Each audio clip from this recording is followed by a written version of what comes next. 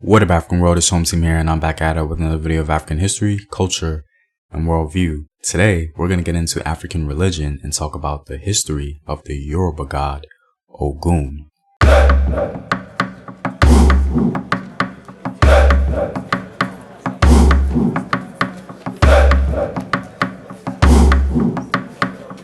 And as always, if you want to support the home team, you can do so on patreon.com. I have some new rewards for you guys, so be sure to check that out. Also, go to Afrographics.com, a website where you can find unique illustrative infographics summarizing African history. All links to Patreon, Afrographics, and home team merchandise are in the description box below. Ogun is a major West African deity whose history covers several centuries and whose worship stretches continents. Some scholars have suggested that Ogun may be worshipped by as many as 70 million individuals around the world, and the number of Ogun worshippers may be increasing. Although it may not be possible to actually date with precision the emergence of the deity of Ogun, it's likely that his worship goes back to the beginning of the Iron Age and the development of ironwork in West Africa. Ogun is primarily considered the god of iron and, by extension, the god of war and hunting. Some of the earliest iron smelting sites emerged in central Nigeria, thus making Ogun a preeminent Yoruba deity, or Orisha. The worship of Ogun has been observed across some parts of West Africa, where it had spread since ancient times. In the kingdom of Dahomey, now the Republic of Benin, Ogun appeared as Gu, the god of iron and war, and ranked third in the Vodou pantheon, right after Mawu and Lisa. A common emblem of Gu was, and still is, a ceremonial sword. Other common emblems have included small iron implements such as miniature hoes, knives, daggers, shovels, and spears attached into necklaces, bracelets, clothing, or crowns. This high and widespread reverence for Ogun can only be understood within a context that defines iron and ironwork as the most sacred practice.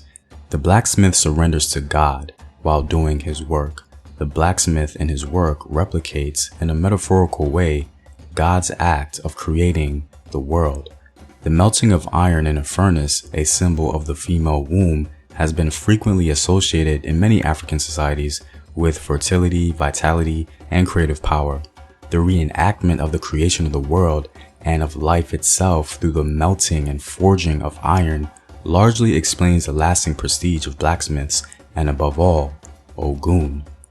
In addition, given the civilizing power of iron, Ogun is also considered the deity of civilization and technology. All those whose occupation is related to metal, from farmers to surgeons, from barbers, haircutters, mechanics, butchers, and taxi drivers to soldiers and hunters, all pay tribute to Ogun. Many festivals are held in Ogun's honor, such as the Odun Ogun in Yoruba land, where Ogun is appealed to maintain peace in society. Ijala songs are Yoruba poetic chants devoted to salute and praise Ogun.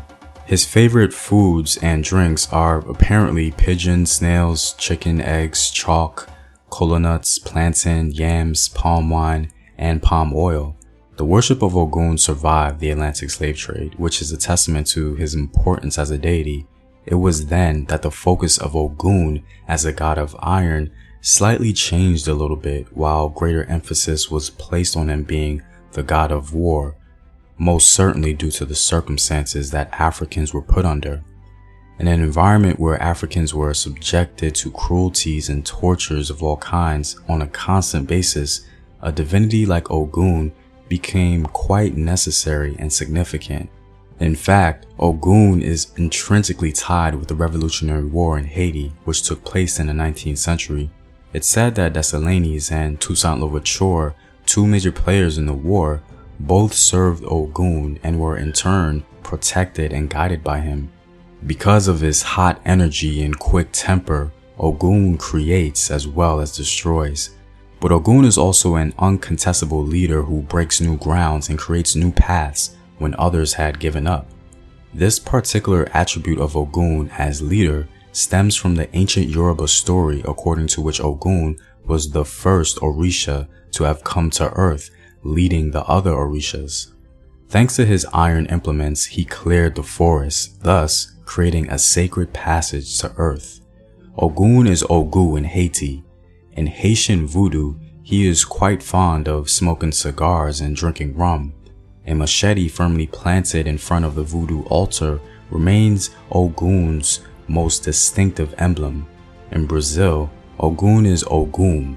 His worshippers place pieces of iron and miniature iron objects like those displayed in Africa, such as knives, swords, shovels, and picks, on the altars dedicated to him. In summary, Ogun continues to play a major part in African religious life because his incredible power is both revered and feared. Well, I'm all out, guys. If you like these videos and want to help out in its continued production, you can do so on patreon.com. The link is in the description box below. Know thyself. Remember your ancestors. Peace.